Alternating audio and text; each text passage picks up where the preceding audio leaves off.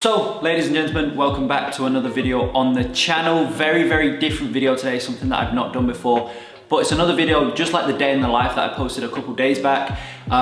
It's another one that's been very highly requested, so I'm giving you guys exactly what you want, and it is a Q&A. Did some questions, I don't know if you can see. Did some questions on my Instagram. Follow my Instagram, I'll put it on the screen. If you want to be a part of the next one, I'll probably keep doing these as long as you guys enjoy. So let me know in the comments below if you do enjoy. And look, let's just get straight into it. So I'm gonna pop up the questions on the screen. I'll block out people's names just for privacy reasons, you know. Yeah, let's jump straight into it. So first question, how many hours a week do you work? I don't really base things off of like per week. I kind of just do per day because I can it's more in bite sizes, you know, it's easier to digest. So on any given day, I'm usually around 7 to 9 hours. Now, I didn't start off doing 7 to 9 hours. When I first got out of school, I actually did one, like the day I got out of school, the following day or whatever, I was very excited, get started on my business. I was super excited, I was super motivated. Literally that day, I did a 12-hour day. And I was just burnt out. Straight after, the next day I was burnt out because I did 12 hours the day before. So what I did is I built myself up to it. I actually started off doing like 4-hour days, 5-hour days. And over the course of a couple months, I started to increase that, you know, I started to go from like 4 hours to like 6 hours, and then 6 to 7 and 8, and as I say, so on and so forth. So now, on any given day, it's around 7 to 9 hours of actual real work. And then I'm probably doing around 12 hours of work, but as I say, it's probably around 7 to 9 hours of like real hard work, like focus, no distraction. Next question, how many people do you have in your team? 3 people are a part of the team now. It was 2, so it was myself obviously, and it was my media buyer, John, probably watching. So yeah, it was 2, but actually just hired an appointment setter, so now it's 3. Appointment setter is going to be tripling down on outreach. Like, that's his full-time job. That's what he's doing 100% of the time, nothing else. And I don't know if the video is going to be before or after this one. I actually did an upload where I was talking about 2 e-com clients in one post through Facebook and whatnot. And in there, I was literally going through, like I was saying, my last 4 clients that I've signed on board for the agency have all been through inbound. They've all been through that method that I talk about in that video. So as I say, I don't know if it's before or after this one. But yeah, as I say, it's all been through inbound leads that have come to us as an agency. So moving forward, we're still tripling down on that because that's doing amazingly well. Doing that, running ads, and also, as I say, the 3rd team member, the new hire, I literally had a call with this morning. I've got a call with them tomorrow as well. You'll see that in actually the day in the life for this week. Yeah, he will be focusing entirely on cold outreach, because at the end of the day, cold outreach still works amazingly well. I'm a product of my own product. I still implement on cold outreach because it just works so well, especially the way that I go about it and we go through in the Quantum Agency program. Long answer, kind of went off track there, but 3 people are a part of the team now. Myself, John, and Eric, who is the new hire. So, next question, how do you structure your strategy calls and status calls with clients? Well, the 2 strategy calls, status calls. Strategy calls are usually the way that I refer to them when we do in the agency and in the program as well. Like strategy sessions, strategy calls, that's kind of the onboarding call. So that's the first call that you have. Once the clients have gone through the onboarding process, they then hop on an onboarding call. And on that, basically, I get the client set up in Slack. And the other thing that we heavily put an emphasis on in those calls is laying out what the client can expect over the next month. We go through what's going to happen in the first 10 days, because within 10 days we get the first set of ads published, we get those live. But we also kind of lay out expectations, like, look, this is what you can expect, this is the type of results we're kind of expecting, etc, etc. So that's kind of what we go through. And then really that onboarding call, it used to be so I could introduce my team member John, but now he actually hops on the sales calls with me as well. So for the most part, the client already knows John, but if they don't, then obviously I introduce them. And it's just more of a conversation. It's just building that relationship. In my previous day in the life vlog that I did, I was kind of touching on this, and it's super important. Like, I've just built that relationship, kind of setting the foundations for the relationship ahead, for the months and potentially years to come with that client. It really all kicks off with that onboarding meeting. So, I mean, just the other day, I had a 3-hour onboarding call. Like, that's unheard of. And that's not with every client. It was just this client, we were going a lot. We was going really in depth in his business, how he got started, everybody's views on certain things, who we listen to, all this type of stuff. And that's the main thing for the onboarding call, you know. Yes, there's a couple of things that we need to go through and we need to get set up, but for the most part, for me, I just like building that relationship in that onboarding call because it sets the foundation for the months and, as I say, years to come. So the next one was status calls. So they're the bi-weekly calls that we have with clients. So for those calls, again, it's just more like what's been going on. At Bax Consulting, we're very much in communication, very much in touch with our clients day in, day out. We have strict things that we stick, like strict schedules that we stick to in terms of like updating them, and a lot of looms to clients as well, like walking them through like whatever it is that we need to walk them through, you know, updating them with looms constantly throughout the week, daily communication through Slack, just messages. So on status calls, we don't need to cover as much as like some people would, because our communication, like our clients know exactly what's going on all the time because our communication is so good. So on those calls, we're just seeing how the client's feeling. Sometimes, like perfect example, actually tomorrow morning, at the point of recording this, tomorrow morning, it is going to be Tuesday for me, and I've got a call at 4:15 in the morning with a client. And basically one thing that we've noticed with them is their website speed is so slow. So on that call, we're gonna go through that, right? On that call, we're gonna break down, you know, we're gonna show them the severity of their website speed.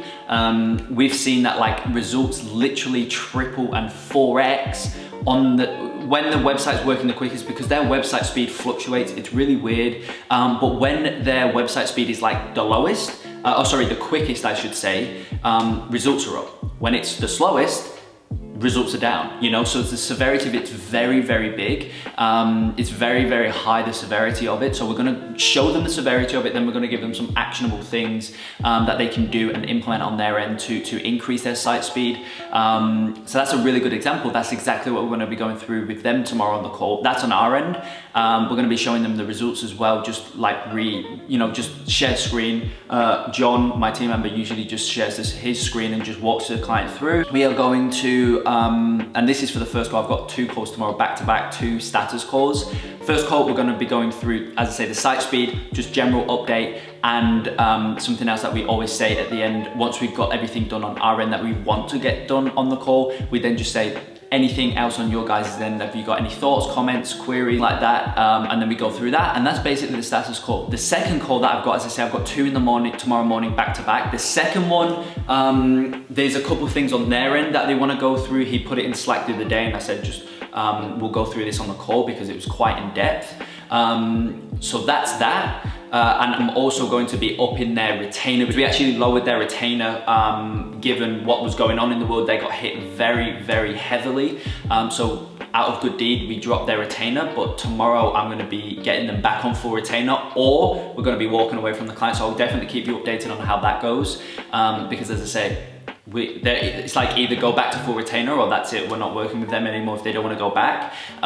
So that's that. We're gonna be getting that sorted. And we're going to be going through a couple points that they want to go through on their end, and again, just another general update. So very long-winded answer, but that's what we always go through on the calls. Obviously, making sure that your media buyer is always there as well. You know, your team member. Yeah, that's what we go through on strategy calls, strategy sessions, onboarding calls, as well as status calls or bi-weekly follow-up meetings. So, how do you overcome the fear of talking to clients for the first time? The answer that I've got for this question is probably not one that you want to hear if you're just starting out and you are talking to clients for the first time. The best piece of advice that I can give you is just to continue putting yourself in those situations. I've got a video again coming out. I apologize. I don't know if it's going to be before or after this video, but it's basically I talk about 3 skills that you need in order to build a successful agency.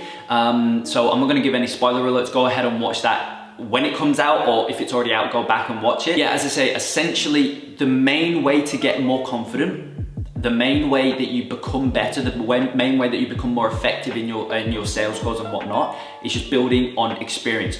Also, you can record you should 100% be recording each and every sales call that you have, so that at a later date or right after the call, whenever, you can re-watch it and just see and hear how you come across, hear how you sound, because when you listen back to something, you sound very, very different. You know, one thing that I noticed when I was very first starting out for my first couple of sales calls is that my voice was very, very shaky. Like, you could hear, like, my voice was, I tried to just do it then, I don't know what I'm doing. Basically, I could just hear my voice was very shaky. I could hear the nerves in my voice when I was speaking. So the next time, that was something that I was conscious about. That's definitely not a word, but it was something that I was very, very conscious about, and I was thinking and I was putting an effort into talking more fluently, more relaxed, more just easygoing, you know? So, and I wouldn't have known that unless I recorded my call. So that's something else that you can do. And as I say, the main thing, the main way you're gonna get better at anything in life, especially sales calls, keep doing it, build your experience, stack that experience, and just continue putting yourself in those situations. It's gonna feel uncomfortable when you're just starting out. I guarantee you, it's gonna feel uncomfortable, so make sure you're ready for it. But the more time you put yourself in those situations, the more comfortable you get, and at the end of the day, the more effective you become at your sales ability. Next question, best niche to avoid. Best niche to avoid? Any niche that's not the e-commerce niche. Honestly, like, any niche that's not the e-commerce niche. I know of a lot of people, I speak to a lot of people, I see a lot of people doing really well in these other niches, and honestly, that's really, really good. But the e-commerce niche is the best niche there is, hands down. You can make the most money, it's the most streamlined, and you can scale just so much quicker than you could in any other niche. I actually posted a free module on the channel out of my program, the Quantum Leap Ecomm Agency program. I posted a free module that was obviously directly pulled from that program, and it was literally, I literally go through why the e-commerce niche is the best niche, and why really at the end of the day, if you're in any other SMMA niche, you need to really, really rethink what you're doing. So as I say, go ahead and watch that module. It's on my channel. It was quite a while ago. But yeah, like, honestly, any niche that isn't the e-commerce niche is the worst niche to go into. Or, as the question states, it's any niche that isn't the e-commerce niche is the best niche to avoid. Zoom or Google Meets? I'm gonna be fully transparent here. I've never used Google Meets. I've only ever used Zoom, just because, like, it's the only one I've ever used, and to be honest, like, I don't know how anything else could be better than Zoom, to be honest. Maybe the same, like Google Meets may be just as good as Zoom, I don't know. But if you're kind of tossing up between them, I'd highly recommend Zoom, just because I use it. I have no problems with it. And actually just recently they've done like an update to it where, like, you have to physically accept people into the meeting room, which is really, really good. Not anybody can join. You have to physically accept it. And, like, for example, when it's myself and John, you know, if we're waiting for a sales call, right, with a new client, if we're speaking and we're mid-conversation and I quickly want to say something to him, but the client, like, joins, I can say that because I just don't admit them just yet. I can finish what I'm saying or whatever it is, and then I admit them, and then we're both ready to go, for example. So I really like Zoom. Now, best and worst experience with SMMA clients. Also, what are your tips for creating a team? Best and worst experience with SMMA clients. This experience is just like when you sign a new client on board and you, first things first, you really like them as a person, and you can see that their business is super dope, like they've got a cool product, whatever it is. And then on top of that, you get amazing results. That hands down is the best feeling in the world.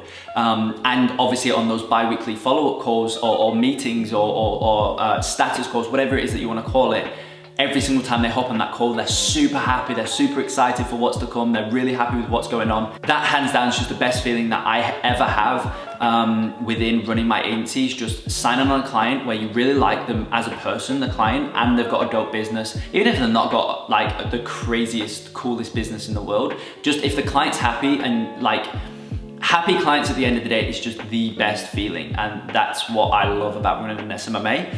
Now, the worst experience, probably is, I've got two answers for this. One time I signed on a client and we just couldn't get results. That was super, super terrible. And it was more when it was back when I was starting out. And that made me really, really doubt myself. And I realized very quickly when I started to get more clients on board that one client specifically didn't have a good business, nothing was in place. And at the end of the day, it's very hard to run ads for a business where their actual brand or whatever it is that their business is terrible, their product's terrible. It's very hard to run ads for those and get good results. The other experience that I've had that wasn't the best, to be honest, was when we was getting amazing results for the client and they still weren't happy. They were still trying to get more. And that's something that I've realized that comes down to the client, and that comes down to successfully prospecting and qualifying the client themselves as a person before bringing on board as well. And that's something that we now also make sure that we look out for sure. Next question, best messaging funnel to land appointments. Best messaging funnel. I like email, an email funnel in terms of, and you guys would know what that is obviously through watching just my other videos on actually how to get clients. But my new favorite kind of funnel to get clients is the Facebook kind of inbound lead method. That is honestly so killer. And it's also super good because it's all organic, right? Obviously the best funnel to fully master is paid ads because you can scale to the moon. But obviously that's very, very tough to really get down packed. So the second best funnel I personally would say, and it's not really obviously you've asked best messaging funnel. As I say, it's not really a messaging funnel as such, but it's the Facebook kind of inbound lead method. It's the Facebook organic funnel. And as I said, this kind of just ties back in with what I was talking about before. The 2 Ecomm clients with 1 post video that I made. Again, I don't know if it's gonna be before or after this video. Go back and watch that because I explain it in a lot more detail. But yeah, that's my personal favorite funnel to get clients. Next question, what is your favorite part of SMMA or the SMMA business model? My hands down favorite part, 2 things. Favorite thing about SMMA, first things first is just the ease of getting started when you have, if you have no money, and really it doesn't matter what age you are as well. That's what's enabled me to get started in the business world is SMMA, because when I started, I was between 15 and 16, 17, around there. So I was super young. And the second thing that was super powerful for me as well is that I didn't need any money to get started. I didn't need any money to get started, so that's what enabled me to get started. And if I needed a big investment, I just wouldn't have been able to do it, and I literally wouldn't be where I am today. So that's 100% my first things first. That's one of my favorite things. And the second thing is just the profit margins are unmatched out of any other business out there. Profit margins are unmatched. Literally, as of recording this, I think last month I did around 85%, I believe, 80 to 85% profit margins. You literally get, there's no other business model out there with that high profit margins. So as I say, they're the 2 things that I just love about the SMMA kind of business and the business model as a whole. Now, just a question that has literally just come in as I've been recording this video. Do you charge for ad spend, or how do you go along with it? I don't know what to do. Do you charge for ad spend, or how do you go along with it? So basically the way that I do ad spend, the way that I structure ad spend is that it's my service fee. So I'll go $4,000 a month service fee plus ad spend. Now, for our most recent clients that we've signed on, they were all already running ads. So what we did is we just came in and just started off with the ad spend that they were already running with, right? One client, they were spending around 30K a month. Another one, they were spending anywhere from 15 to 20K a month. And then another one, our newest one, he was spending around 6 to 10,000 a month. So what we did is we just came in and we just kept going with what they were already running, and then from there, once we got our things dialed down, then we started to scale up. Obviously making sure that the client was happy to spend more, but obviously every time they were, because we were getting good returns back.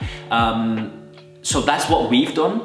But what I would usually say is go 4,000 or whatever your service fee is plus ad spend, and then from there you want to do 75% of your service fee for ad spend, and you charge that directly. You charge that separately. So you send an invoice each and every month for 4,000 if that's your service fee, and then the ad spend, for example, let's just say they want to use a 6,000 per month ad spend, that gets charged directly from their credit card or their card that's on file in their Facebook ads manager, right? In their Facebook ad account. You never see that money. That's how you want to go about structuring ad spend. That's how much you want to use, and it's how you want to go about like using the ad spend.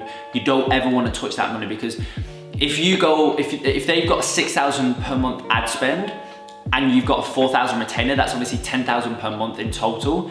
If you charge that, you're going to get taxed on $10,000, whereas 6,000 of it isn't yours. You should only be getting taxed on 4,000. Plus, just the logistics from the client's end, it just doesn't look too great, and it's just not that. You shouldn't be paying for anything.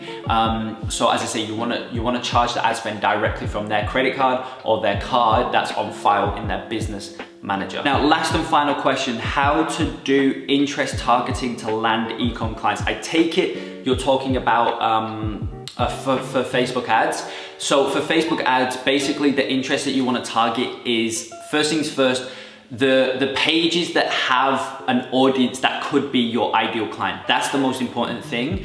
And the other thing, and I've got to talk quickly, my camera is literally just about to run out. And the other way to do it as well is to target influencers or people who have a following that is made up of your ideal client. People like Ty Lopez, for example, people like Gary Vaynerchuk, for example, people like Andy Frisella, for example.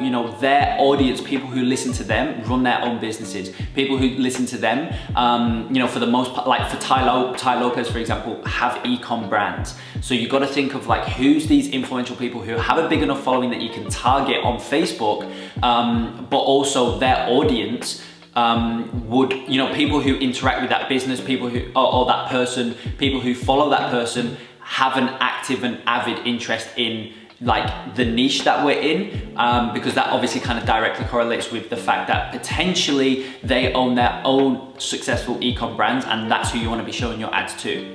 But running Facebook ads is not something I recommend doing if you've got only a couple clients or if you've got no clients. I'm now just delving into Facebook ads. I've built out a case study funnel, and I've probably spent around $1,000 over the last month on Facebook ads, but it's only at the point I'm at now, which is at multiple six figures now that I've built a proof of concept for my agency. So guys, I hope you enjoyed this video. If you did, let me know in the comments. I'll do one maybe once a week or maybe once every 2 weeks, something like that. And also follow me on Instagram. I'll put my username up on the screen. Follow my Instagram so that you can ask your own questions in the next video if I do one, if you guys liked it. And yeah, as always guys, if you do like it, smash the like button, subscribe to the channel, and I will see you in the next video. That was dope.